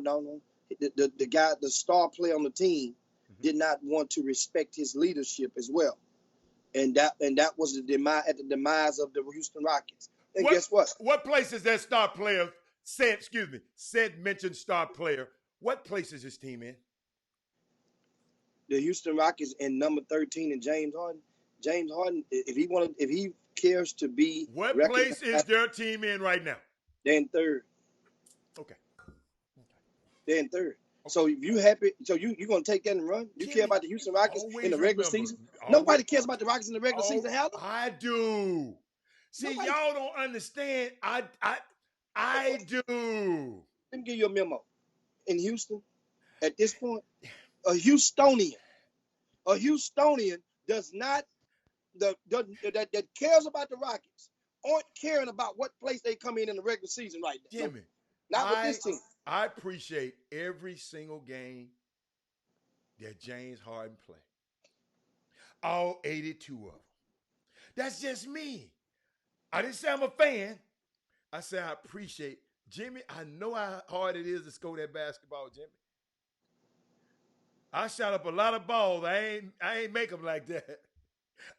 Jimmy, I know how hard it is. Jimmy, the stuff this guy doing, man. I mean, can't I appreciate that? Because guess what? At the end of the season, it's 16 other teams not going to be in the playoffs. James will be in the playoffs. During the second round, it'll be the rest of it. It'll just be 8 teams in it. James will be one of them. In the third round, the James will be in that third round. Jimmy, in professional sports, that's all you can hope for from your team. You can want to win a championship, but Jimmy, the championship, everybody ain't gonna win them. Everybody ain't gonna win them, son. I'm sorry for you Houstonians. Everybody ain't gonna win. Which championship you talking about? Everybody ain't gonna win. People ain't worried about people. The people in Houston aren't expecting the Rockets to win. Jimmy, the reason I'm saying it's 30 teams in the league. 29 of the teams gonna go home disappointed. Adam, for certain teams, it depends on expectations that are placed upon the team. With the Houston Rockets, expectations for them is not to win the championship. So you're talking about what's the expectation? No. Okay. For them to get to the Western Conference. Okay. So that'll be okay. So when we get and not fold and choke in the process of going out in defeat. If you can get the Rockets can lose to the Clippers, the Rockets can lose to the Lakers. But if the Houston Rockets lose to any other team in the postseason, besides those 2 teams, remember, there's a reason that the head coach has not been extended on his contract. It is a reason. So it ain't. It's a reason. Thank you, Jimmy. Now you're all right with me. It's the head coach. It ain't got nothing to do with my boy. Okay, all right. What's the next? Oh, really? You spit your water out on that. But anyway, we move on to high school basketball, of course, around the area. Of course, it's going into the weekend, guys, and there are some really tasty games on tap. Tasty? And yeah, for Friday night, all eyes are pointing towards Shadow Creek will be hosting Hightower. Let's get this out right now. Get why we got you in front of the camera right now. Let's get it out right now. Let's set it right now. Shadow Creek versus Hightower, Al. Make the call. Who's going to win that game? Hightower. I don't know how many because I don't go with all that. I don't know that, I don't have that gift you have, but my money's on Hightower. That's your heart or your head talking? My heart and my head. I think they're a better team. So your head. Okay, you thought they was a better team last year, didn't you? Yeah. What did Shadow Creek do to Hightower last year? Badly beat them. And guess what? Guess who went farther in the playoffs last year? Since you talking. So Shadow Creek, you know what? I can't talk about Shadow Creek because I like them people over there. But Jimmy, I'm not gonna let you. I was finna tad in Shadow Creek, and I'm not gonna let you do me. But Shadow Creek was at home while Hightower was still advanced last year in the playoffs. Since you just held that standard for James Harden, I'm using your formula. I'm using your formula. So you said Shadow Creek of regular season champs got their ass kicked, their arms kicked when they went trying to play in the playoffs? We're talking about a team that's only been playing varsity for 2 years. Hey, man. Hey, Jimmy, I'm about to mute your mic. I'm about to mute your mic. Understand something. You asking me about the postseason. We can care less about the postseason right now. This is an arch rival that albeit it's very short term because Shadow Creek is. Do you think I'm gonna come on this TV and excuse me, this is TV, and say something I don't believe? I believe. Listen to me. I believe Hightower gonna beat them. When the last time the Hightower? I don't care when the last time. That's your job. You the high school basketball guru. Hightower. You asked me. Did you ask me about tomorrow? But I'm asking you a question. Has Hightower ever beat Shadow Creek? I don't know. Before Bryce came, I didn't pay attention to him. Calling Stephen Woods. Coach Stephen Woods. I know you out there watching. When is the last time that Hightower beat Shadow Creek in basketball? So what? They ass going down today. They're going down tomorrow, buddy. To all my friends in Shadow Creek, I let Jimmy bring it out of me. No disrespect to y'all, but guess what? Ain't no way in the world I'm gonna sit up here and say, me knowing Hightower's team and me seeing that team over there, ain't no way in the world I'm gonna go up here and say, well, Jimmy, I think Shadow Creek gonna win because Hightower has never beat them before. Get out of here, Jimmy. Get out of here with that one. Wait a minute. Where your predictions at? Put your prediction up. They'll be on rcsports.com in the morning. The predictions of a lot of the games around Greater Houston. You guys can check that out and get those predictions. You also can get a lot more on that website. We have the rankings, the team rankings of the week are updated. You can go in there and check out the team rankings, meaning that you can go and see. We do it every week. No. Who else playing? So that's the only game that you want to talk about? I think you was messing with. See, you know what, y'all? I don't like agitators. You just was trying to agitate me today. Look, I was cool. You know you can't say nothing about Hightower, man. I'll tell y'all what y'all do. If anybody's on the in the boom boom room is going to watch Shadow Creek versus Hightower tomorrow at Shadow Creek, 7 p.m. Might want to get there early because the game is they're gonna probably stop letting people in based on the population of the schools. Right. You have to realize those two schools are adjacent to each other. You don't have to, many of the students don't have to get on the freeway to even get to the game. So that's grounds for a possible sellout. Now here's the deal. In this situation, this Shadow Creek team, right? That's not the only game in the area. But this is the game that many of these kids had marked on their schedule. Shadow Creek swept Hightower last year. Right? Hightower has both of these coaches had indirect. Well, they had a small beef with each other. Both head coaches, and everybody in both programs are aware of the small beef that the two head coaches have with each other. Not one, both of them. One don't like the other one far as basketball and the thing, or maybe one don't like some of the stuff that the other one did, and the other one don't like some of the stuff that the other one did. They might like each other as a person, but they don't like Hey, that. Messi Marvin, hold up. Hold That's up. true. I'll let you bring me into this stuff, but don't bring my coach into this mess. Hold up. I'll let you bring me into it, but you ain't about to bring my coach into this mess. I'm just doing like the coach, like Don King. No, like Coach Williams in North Carolina say. I'm just telling you my truth. And the truth is those coaches don't like each other. My coach don't have no beef. Stephen Woods don't have no beef. I'm just telling you, man. Messy Marvin, quit being messy over there. Messy Marvin. That ain't messy. You watch these. That's why your team. That's why TSU went and got their head towed clean off by Alcorn State. Them dudes badly got a basketball team because you always messing with other people's teams. Well, that's what me messing with other people's team. If other people's team can be messed with, but bottom line, I'm telling you about these other two teams. So this thing is gonna be juicy. Just like Bel Air played Sam Houston the other night. Sam Houston's coach don't like Bel Air coach, and Coach Glover don't like the coach of Sam Houston. There's a lot of coaches don't like each other. They ain't got to like each other. Understand? They got to respect each other in the confines of the workplace. They ain't got to like each other. There's some referees out there, you guys, that's out there that's going to be refereeing games. A lot of you guys can't stand them certain referees. Guess what? You ain't got to.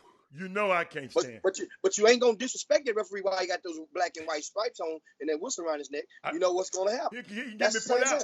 He get me put out. I ain't thinking about the referees. Y'all, I'm going to ask you guys, if anybody's going to that game, y'all make sure to FaceTime or me or put a thing and tag me because I want to watch some of the action from down here. I'm out of town down in down here right here by Mexico. Guess what I'm doing? I need to see and make sure y'all put Heather in the screen. Hey, guess what I'm gonna do? I'm gonna have security. Listen, I'm gonna have security with me. I'm gonna have Jay-Z and Beyonce security with me tomorrow night. Right? First of all, I'm gonna do a drive because you gotta understand. I know all the engineers. I'm gonna have a blackout of all the Wi-Fi and all the feeds coming out of that gym that day, because we can localize that so nothing would reach you over there in the Rio Grande. So guess what? You ain't gonna know until I call you. You feel me? You feel me? And want to make sure I reiterate what I said earlier, and I clarify. I remember at first I said don't like it. I say the coaches from one coach don't like something that the other one did, the other one don't like something that the other one did. Okay. So that's what I clarified a while ago, just in case you guys may have missed it. I talk kind of fast and I get to going. Hey. So I want to make sure you guys heard that. So I clarified that. Hey, look at the Facebook feed. Stephen Woods don't have a beef with the gentleman, right? Coach President. Right. Coach President may not have a beef with Stephen Woods, but they have a definite displeasure about something that each one of them are accused of doing. Okay. That could have hindered the other. Fair. We didn't want to know that. You just thank you for giving us that information, and thank you for Miss. I'm gonna tell you the key to this game. Get what Miss Collins said. Get what Miss Collins said. She ain't gonna FaceTime Jimmy, cause she gonna be really watching the game. She ain't gonna have time to be FaceTime. Well, put it if you FaceTime me, put the game on mute. Man, ain't nobody thinking about you, man. No, a lot of them love me. Hey, Jimmy, I'm going to get there early. Guess what I'm going to do? I'm going to confiscate the phones at the door. That's what I'm going to do. No. Yes, sir. Yes, sir. No. I'm like you, Jimmy. Jimmy, I know the AD. I'm going to give you the key to the victory. Okay. For the High Tower. Right. I'm going to pour honey, right, on them, and I'm going to help the back. I'm going to pour honey on. Here's what you got to do, Stephen, Coach Woods. If they can find a way, there's a player on the team that was a member of Shadow Creek's roster program a year ago. That young man is a reserve for Hightower right now. If they can find a way early on, I don't care if Hightower get up by 4 points and you got 4 points to play with. That's a threshold. Insert that young man in the game and somehow find a way to let him know if that lead gets back down up under even or below. I'm going to take you out. I'm bringing you out. So you got 4 points to play with. I need you to make me some plays. Here's what you got to do. Give me a couple of rebounds. Give me a dunk. Give me a key basket. But you got to go make a play, and you stay on that court. And the league got to stay, cannot get below even, I like tied that. up. I like That's that, the Coach key. Jimmy. Because now you're going to get more. Because guess what? Otherwise, that's a spark that can ignite the rest of your team. If that young man can come in that game and play against his former teammates and make a play, it will add so much energy. And it can be a defining moment for the rest of their season because now they can come together in the course of a game. I'm telling you, that's the key to the win. It ain't the key. Of course, Bryce Breeze got to do what's required or expected of him. Mm-hmm. Chris Harris, Hayes, Chris, and Chris O'Neal, O'Neal, and the Cameron Collins, and all Collins, of, and John Robinson. John All those guys Robinson. expecting them. Same thing for Shadow Creek. You talking about their guys? You know, Sean Jones and Will Young and Ramon Walker and all those cats. They got to do what's required of them. And guess who's back though now? Guess who's back now? Who's back? The quarterback from the football team. Kyron Jones is back. Okay. Kyron Jones. Yeah. Yeah. So understand, the swag that's going to be on that court is going to be at a premium level. Jimmy. Keep Guys, talking, Jimmy. I love it. Keep talking. I love it. Keep talking. My last tip on that is if you're driving to that game, please stop at the gas station before you get to the parking lot. Put all of your valuables in your trunk. Don't leave your stuff in the car and invite somebody to break into your car and mess up a gallant experience of a Friday night high school football game, a basketball game of such. Okay. Make sure Okay. women don't leave no purse in there. Don't leave your laptop in the front. Don't put your stuff up. Yeah. Lock your doors. Gotcha.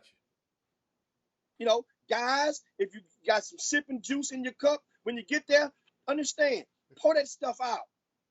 Put your bottle under your seat. Do what you got to do. Just don't invite yourself to trouble, because the last time these guys played, remember that was some skirmishes after the game in the parking lot. Yeah, I remember that. I'm telling you. Yeah. So that means those police officers are going to be on high alert for and to prevent this type of foolishness from going on again. So just be advised. That's the thing. If you don't want to get no line coming out of the parking lot, first when you get there, to park your butt on the street. It's gonna be a line to get out of the lot. A little bit of things like that, man. But that's one to get at. But other games on Friday evening, Adam. Kincaid is at Houston Christian. Dickinson is at Clearbrook. The Village is at St. Thomas. That's a good one tomorrow night. 7 o'clock. I'm trying to look on the schedule. I'm looking to see if I see anything else that's very tasty. Maybe, believe it or not, Pearland and Elsik is an upset waiting to happen. Pearland just beat Dawson the other day. Jimmy. They only lost one game in 18-1. Jimmy, But it's Elsik team can beat them. Jimmy, you weren't on the show the other day. And I wanted to share this with you. Man, Clemens beat Elkins. Clemens beat Elkins, and Clemens took Travis to overtime on the other day. Clemens. What is it? Because I saw them in the fall league. They didn't look that good. They must have a great coach over there. Now they got Van Price. Van Price is doing well over there, and I talk with him. Understand this Clemens team? They have a couple of young kids, a 10th grader playing, a couple of 10th graders that's playing. This team, they have nothing. They're playing free. When you got kids that are playing free at Clemens, there's no pressure for those kids to go and get Division I scholarships. When you have a talented team like that and they buy into the ideology of the coach, go out there and compete. We got a chance to win. I'm gonna put you guys in a good chance to win, and that's what they're doing. Remember, they made it to the championship of the of the Clear Lake tournament earlier this year. I mean the semifinals. Made to the semifinals. So Clemens, you know what? They're not a pushover. Okay. So, but and Van Price is getting it done. How about last night? Speaking of upsets around Greater Houston, how about Conroe beat Klein Forest? Yeah, I saw that. Conroe beats Klein Forest. Remember, this same Klein Forest team, right? The same Klein Forest team. They went over to Wheatley. They went over to Wheatley the other week for the Jackie Carr Classic, right? And They went, I think it was overtime. Mhm. I'm gonna tell you what it was. They lost to Wheatley. Klein Forest lost to Wheatley. Where is it? What's they got? They went and had a close game against Booker T. Washington. Okay. 68-64 with Booker T. Washington. This Klein Forest team, they're about as Jekyll and Hyde as it can get. Now, remind you, this game had to be postponed to Wednesday after the firecracker injury for the young ladies. I mean, for the students at the school. So they postponed the game. They go play Conroe, and Darrell Mason is the coach at Conroe. Darrell Mason he's from Bryan, Texas. He was on the Bryan High School team that made it to the state semifinals that year that T.J. Ford and Daniel Ewing and Kenny Taylor and all those guys in Willow Ridge made it to state. Bryan was at the semifinals. It was Willow Ridge, Bryan, the Colony, Converse, Judson. Those were the 4 teams that year in the Class 5A. Darrell Mason is doing a great job. Now, based on what the hand he has dealt with, Conroe don't have much talent. He know it. It's a job that he's trying to use as a stepping stone, but he's a guy that understands the fabric of what's going on in some of the city. And that's the thing about, in basketball, in high school basketball, a lot of these ADs in certain districts, if a high school coach don't understand some grassroots basketball, they ain't getting jobs in some of these schools. That's how important grassroots has become in this city right now. When Duncanville hired Michael Peavy up in Dallas, took him from Duquesne and lured him away with a 6-digit salary, guess what? They understood, Duncanville basically understood that David Peavy had, first of all, he had a couple of sons at the time that played on this grassroots scene. David Peavy understood the fabric of grassroots basketball. And so they told him, you can use these facilities for whatever you need to do legally, as long as you get us a state championship. He playing with house money. How about that? First year, Adam. First year. So I didn't know that, but that's awesome. He rose to a state championship. And who's the favorite to win the 6A again this year? They are again. He reloaded. He wins. Kevin Woods. He had his armband on. You know, they give you like an armband to go in the club. He had the armband on until it just fell off. He wasn't gonna never take it off. Oh, the championship armband. Yeah. Oh, that's good. Get the coaches. That's But good. understand. Back until the games this weekend, you get a chance, get out and go and support a lot of basketball around the area. On Saturday, Texas Southern will be hosting Prairie. Jimmy, I know. Let's finish up on that, but don't forget we got to talk about the playoffs. NFL playoffs. Oh man, the NFL playoffs. We forgot about that. No, we ain't forgot. I got you. It's almost time to land this plane. We got 7 minutes, Jimmy. I'm gonna put 7 minutes on the clock, cause that's how many. Let's go. Yeah. Now, first, I want to give you guys news that didn't get into this week. Because we're going into the weekend. Of course, I wanted to insert that. That's the judge ruled that the case against Michael Avenatti and the criminal case must go on. He ruled that he's not going to dismiss it. That means that trial will go. I mean, the case will resume. They're going to set a trial date. Then they have to go, I think, January the 23rd. Mike Avenatti is the guy, the lawyer who just can't get a break. Remember, he was a lawyer. His face is on that R. Kelly documentary. I mean, was he R. Kelly's lawyer or was he one of those girls' lawyers? Man, well, I don't know. He was one of them. I mean, Mike Avenatti, this is what it means now. That means motions for discovery. They also ruled, and the judge made a statement in his statement that this case is not going to be centered around what Nike employees did as wrongdoings.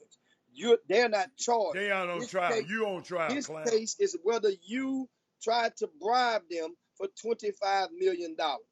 So now it's going to be interesting because a lot of people may not understand. Just like when the NCAA trial, when the Fed trial, when the corruption recruiting scandal went down in both of the trials, a lot of the defendants thought that it was going to be an opportunity. If they did get convicted, they were going to bring down the NCAA and get Mark Emmert on the stand, get some of the other officers on the stand. Guess what? It never happened. None of the college coaches from LSU to Arizona to Creighton to Oklahoma State, nobody was called to the stand because the judge would not admit it, allow it. Right. So remember now, although in the public eyes, a lot of people may think that some shady stuff may have went down, be advised that that judge may very well block any of that stuff from being admitted into testimony during that trial. So I want to get that out of the way. Now let's talk some NFL football this weekend. Houston, Texas. 4 games. 4 games. 4 games. 8 teams left. The Texans and the Chiefs on Sunday. Yeah. Adam. You know I'm with Do the Texans have a chance to win this game? Of course. And they beat the Chiefs already this year. Yeah. In Kansas City. Okay. Back to the scene of the crime. Tell us what your heart and your head thinking on this one, Adam. Yeah. I got 2 words. Deshaun Watson. Really? And you know how I love Patrick Mahomes. Really? But Deshaun has got, Jimmy, there's a team of destiny, Jimmy. They were supposed to lose the other night. Jimmy, if you saw Twitter, the first half of that game, they wanted to get rid of Deshaun, everybody except J.J. Watt, which I don't understand. But Bill O'Brien, they wanted to, but then he came back and won it. I think they're a team of destiny. I think Kansas City got a better team, but sometimes you catch lightning in a bottle, and I think they're gonna catch lightning in a bottle and win this thing. And that game's on Sunday, of course, at 2 p.m. Yeah. And a game that proceeds that would be Seattle and Green Bay. Seattle and Green Bay is on Sunday. That's a 5:40 kickoff. And understand one thing. We have 4 games this weekend. Right. There are 4 black quarterbacks in the quarterfinals for the first time in NFL history. Once again, 4 black quarterbacks. 2 of them are playing against each other with the Texans and the Chiefs. So that means it guarantees that one of the black quarterbacks will be amongst the Final Four, which has happened a few times already. But right now, there's a chance that 3 of the 4 black quarterbacks could be still standing in the semifinals of the NFL playoffs. Now on Saturday, Vikings play the 49ers, will be at the 49ers. The Titans will be at the Ravens. The Titans, the Baltimore is favored by 10. Frisco is favored by 7. Kansas City is favored by 10 over the Texans, Adam. And the Packers are favored by 5. Okay. Remember I said lightning in a bottle. I'm going to tell you one thing. If the Texans get that ball and let that boy number 23 run the ball, I know he had over 100 yards rushing against Kansas City early in the year, but what I saw last week, if he touched the ball 15 or more times, Texas is going to be in trouble. Going to be in trouble. If he touched the ball, who touched the ball? If he run that ball, that running back number 23. So you don't like him? You said if he running for 15 times, the Texans going to be in trouble? They're going to be in trouble. Why? Because that means the Texans are sticking with a similar game plan from last week, which they skimmed by. Oh, you didn't like the way they run. Jimmy, you still got to run the ball, though, Jim. You got to keep him on. You got to bring that safety up. Get that ball to Dookie. Let Dookie run the ball. Okay. Okay, I got you. Hey, Dookie. Hey, I got a question for you again because I like the guy. But Kevin Freedman just talking about is Shaka on the hot seat. Shaka and them got their butt beat the other night, man. Yeah, they scored 44 points against Baylor last week. No, they got beat the win just last night too, I think. They did. I haven't saw any scores from last night. So they lost again. Don't tell me Texas lost again. I think. Unless it's I'm gonna tell you like this. I mean, you're in conference play right now, and the University of Texas is funny. They're the NIT champions, and nobody feels sorry because Texas has on their roster right now. They have at least 7 players that was ranked in the top 75 coming out of high school. At least 7. including the McDonald. At least I know they got one. Matt Copeland's McDonald. I'm sorry, Jimmy. They lost to OU. They lost to Troy Benson. What Bieniemy do? What I do? What Bieniemy do? What public Bieniemy number one do? Hold up, man. Let me see what he did, man. I didn't check. Come on, we got 50 seconds. Look it up. Look it up now. I don't keep. You know what? Oklahoma is not in my favorites. So I don't know. Somebody tell me. Oklahoma not in my favorite, and they're not in the top. They're not in the top. I just mess with the top teams, Jim. Okay. All right. Well, you ain't got them in the thing. No. But anyway, I can't. Well, Shaka Smart, yes, he's on the hot seat because a dismal conference faring this year is going. It's just that. First of all, I mean, swag may not have nothing to do with your coaching ability, but the kids and the prospects, they just don't marvel like you're supposed to do when you see the head coach of the richest university in the state of Texas. Budget-wise, they've generated more revenue than any school in the world last year from the athletics, the University of Texas. And a lot of people, he's a great guy, man, great person. Sometimes I think it's to a fault because Shaka just may be too good for a muddy, nasty job. Nasty not meaning in a bad way, but in the meanings of the recruiting elements that come up under having the head job at the University of Texas. It just he's too good of a person for this type of gig. He is a nice guy. He need to, the job is nasty. I mean, you need a nasty coach, that has that reputation. He's a good, clean guy. Kind of like, remind me of equivalent of a Willis Wilson when he was at Rice. Yeah. Willis Wilson was a little bit too. Willis Wilson Rice needed a different type of coach. But I love Willis Wilson, my dude at Corpus Christi. Yeah. Great thing. One of the best things happened to him. Guess what? Now, out of sight, out of mind, they realize he brings more value. I'm just worried about University of Texas. They have to get back to their winning ways and fast. This team. Meanwhile, guys, it's time that I got to get back over. Don't do your thing. And join the family. I thank you guys for tuning to the Chop Shop. I thank you guys for watching the show. We want to make sure you share the show before you get off the feed. And shout out to all you guys. I see Marcus Sloan, Edgar Campbell, Trey Phillips, Big Odyssey Williams. Shout out to you as well. And Chuck McCowan, thanks so much. Angela Holcomb. All you guys have a safe weekend. And I hope like hell I can get back to Houston for Saturday, but I doubt it because I sure want to see the Texas Southern Tigers whoop up on the Prairie View Panthers. That's what I said. That way now we have a tie at 2-1 in conference play between TSU and Prairie View. With TSU be holding the tiebreaker at this point. There are going to be plenty of guys from Greater Houston that will be on that court. If you can get a chance to go to the H&P Arena and watch that game, it's going to be a good atmosphere. Only thing I hate is that school has yet to resume. That's the saddest thing in the world for them to schedule TSU and Prairie View because it gives one of the schools who have a disadvantage as far as the true value of a home court game in the Southwestern Athletic Conference because next time they play will be in Prairie View, school will be in. But anyway, Johnny Jones, take care of business. Remember now, Adam, I got to find out why the starting point guard from TSU didn't even play when they lost to Alcorn. Remember that. The starting point guard didn't play. Alcorn had better won that game. Go Tigers, baby. All right, but anyway, it's time to slide on down Dino's back and yabba dabba do this thing, guys. Thanks so much. You guys provided me a good jolt of energy. That way I can go transfer over to Sandra and the rest of her family during this terrible time. I want to dedicate today's show to Sandra's uncle, he's her uncle. That's my uncle. Right. Art Menchaca. Good dude, man. They put a Kango on him in the casket. That's